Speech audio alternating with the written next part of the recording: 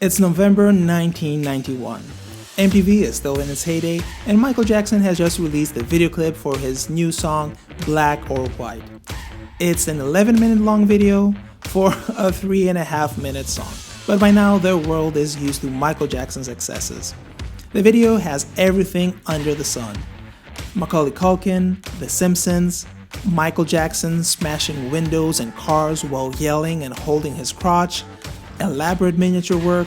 It's a multi-million-dollar production. Amongst all this chaos of disparate things, there was one sequence in particular that caught everyone's eye. People of all colors and ethnicities dancing in front of the camera as they magically transform from one to the other. It's an incredibly well-done sequence using a technique called morphing, which was about to take over the VFX world of the 90s.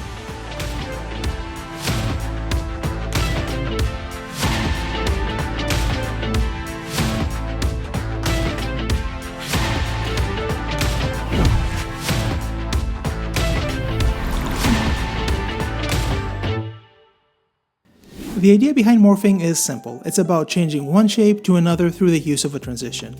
Jamie Dixon, the effects supervisor at PDI, the studio behind Black or White, describes the effect as an elaborate dissolve. The extra ingredient to the effect is making sure that the features of the images are aligned. PDI used computers to achieve the effect, and the result still holds up to this day, but the music video that inspired Black or White used a more primitive approach. A few years earlier, in 1986, Goldie and Cream's Cry music video used simple dissolve and wipe effects to transition from one face to another. It was definitely a much simpler approach, but it was still adequate enough to sell the effect. The music video was even nominated for Video of the Year, but it had some stiff competition. The other nominees were Ha's Take On Me video clip and Dire Straits' Money for Nothing. Goldie and Cream's approach worked because of how similar facial features are. A face has similar proportions, the distance between features like the nose from the mouth are mostly the same, and so on and so forth. So as long as the camera and eyes are properly lined up, the effect will work. Things won't match 100% as they would with morphing, but Goldie and Cream's budget was infinitely smaller than Michael Jackson's. Not to mention that in '86, CG was in its infancy. In the years after PDI's Black or White, we see the effect used everywhere. Morphing was now available in commercial software, so anyone with access to a computer could use it. There were morphing programs for every platform. Amiga had a ton of these applications, and Macs also had their fair share. But the majority of these results weren't that great. For the effect to be convincing, the two images had to share some common features, and of course, lighting and background had to look similar as well. In the morph craze of the 90s though, artists weren't paying too much attention to those things. They were just excited to use this new groundbreaking effect, so there wasn't much thought behind the morphs.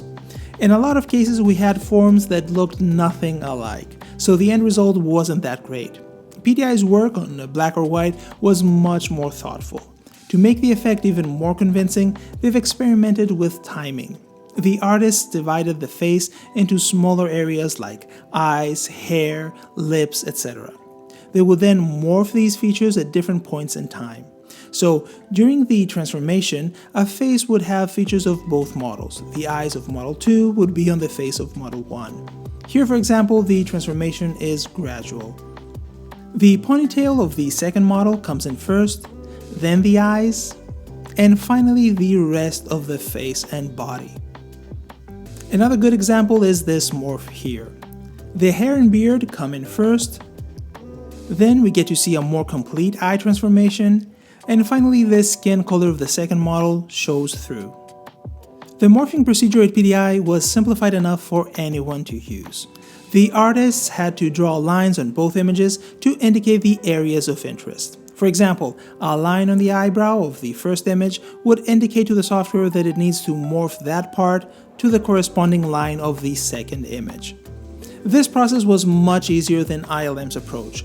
ILM was using a grid of points to move the image around, which was quite tricky to do. Fewer points are easier to manipulate, but the changes on the image are much more drastic. And on the other hand, more points can control smaller areas much better, but make for a much more tedious process. No matter what though, ILM's results were quite impressive.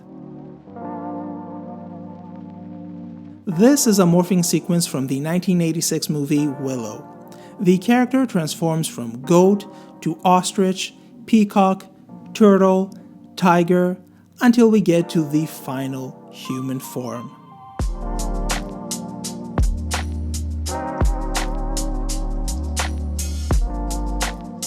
The ILM artist didn't just do a simple morph from one shape to another, for example from the goat to ostrich. That would have led to rather poor results. Instead, they created a lot of in-between states for all animals. And to do that, they used animatronic puppets. So the goat could go from its default state to one where its neck is extended to match the neck of the ostrich. The front legs of the goat could also move in a specific way in order to resemble a wing shape. The artist will then use that state to morph to the final state of the ostrich. Or for example, when the turtle transitions to a tiger, there was an in-between turtle puppet that had tiger legs that could move. They would use that in-between puppet to morph to the tiger. The final transition from tiger to human form was the only one that didn't have an in-between state, and it's completely computer-generated morphing.